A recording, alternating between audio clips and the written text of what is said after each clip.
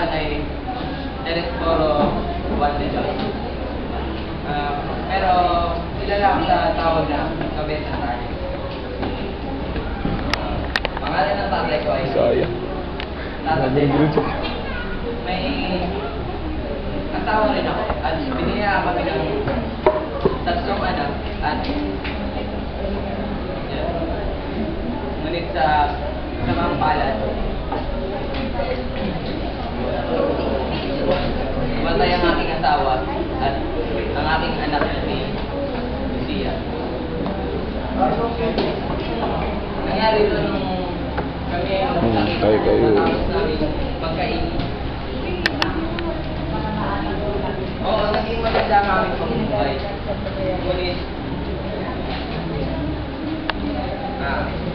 Inaabang ako kanina eh. Wala yung paso eh. sa katunayan, ginawa kong kabesa sa barangay dito sa